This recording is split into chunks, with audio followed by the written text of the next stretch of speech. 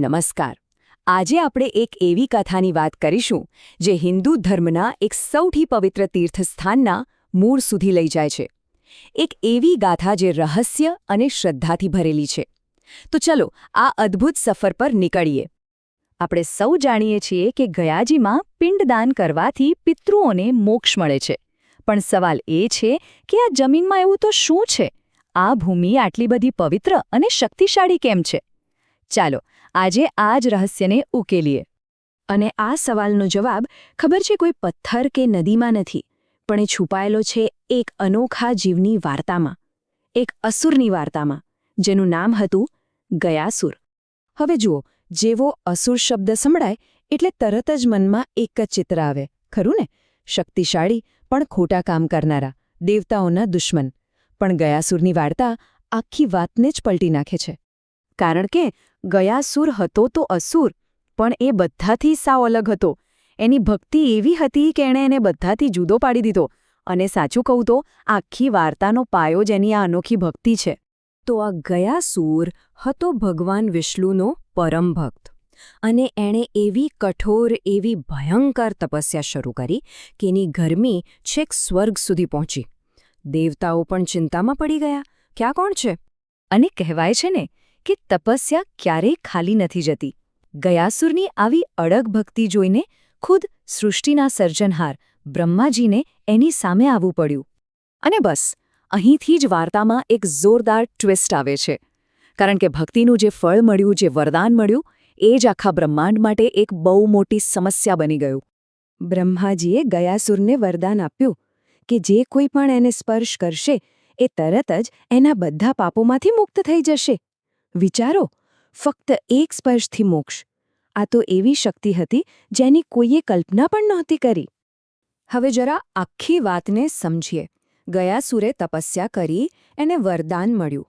અને પછી એ થયું કે કર્મનો નિયમ જ ખતરામાં આવી ગયો. સારા કામ કે ખરાબ કામ, કોઈનો કોઈ મતલબ જ ન રહ્યો. ગમે તેવો પાપી હોય, બસ ગયાસુરને અડી લે એટલે સીધો મોક્ષ. આનાથી તો આખા બ્રહ્માંડનું બેલેન્સ જ ખોરવાઈ ગયું ને!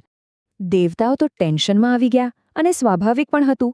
જો પાપ અને પુણ્યનો કોઈ ફેર જ ના રહે તો દુનિયા ચાલે કેવી રીતે? એટલે આ મોટી મુસીબતનો ઉકેલ શોધવા બધા ભેગા થઈને પહોંચ્યા ભગવાન વિષ્ણુ પાસે. તો હવે વાર્તા ઉકેલ તરફ આગળ વધે છે.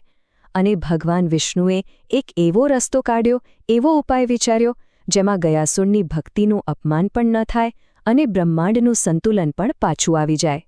ભગવાન વિષ્ણુ ખુદ ગયાસુર પાસે ગયા અને કહ્યું કે એમને એક પવિત્ર યજ્ઞ કરવો છે. અને એ યજ્ઞ માટે એમને ગયાસુરના શરીરની જરૂર છે. કોઈ બીજું હોત તો? પણ ગયાસુરે તો એક સેકન્ડનો પણ વિચાર ન કર્યો. તરત જ ખુશી હા પાડી દીધી. આ હતી એની ભક્તિની ચરમસીમા. અને આમ ગયાસુરે યજ્ઞ માટે પોતાનું શરીર અર્પણ કરી દીધું. આ કોઈ સામાન્ય બલિદાન ન હતું. આ તો શુદ્ધ સમર્પણ હતું. આખી સૃષ્ટિના ભલા માટે એણે પોતાનું સર્વસ્વ આપી દીધું. બિલકુલ નિસ્વાર્થ ભાવે. આ એક જ શબ્દ ગયાસુરની આખી કહાણી કહી દે છે. એ હતો અસુર, પણ એનું બલિદાન, એમાં સ્વાર્થનો છાંટોય નહોતો. અને એ જ એની મહાનતાનો સૌથી મોટો પુરાવો છે. તો વિષ્ણુએ ગયાસુરને જમીન પર સુવડાવ્યો અને પછી એના શરીર પર પોતાનો પગ મૂકીને એને એવો દબાવ્યો કે એનું શરીર હંમેશા માટે, સનાતન કાળ માટે ત્યાં જ સ્થિર થઈ ગયું. અને આ રીતે ગયાસુરની બધી જ શક્તિ એ જમીનમાં સમાઈ ગઈ. તો આ આખી વાર્તા આપણને શું શીખવે છે? એનો સંદેશ શું છે? ચાલો હવે એ સમજીએ. અને અહીં આપણને પેલા સવાલનો જવાબ મળે છે. જે જગ્યા પર ગયાસુરનું શરીર સ્થિર થયું હતું, એ જ જગ્યા આજે ગયા તરીકે ઓળખાય છે. હા, ગયાસુરનું શરીર પોતે જ ગયાની પવિત્ર ભૂમિ છે. અને એટલે જ આજે પણ એ ધરતીમાં પાપોમાંથી મુક્તિ આપવાની શક્તિ છે.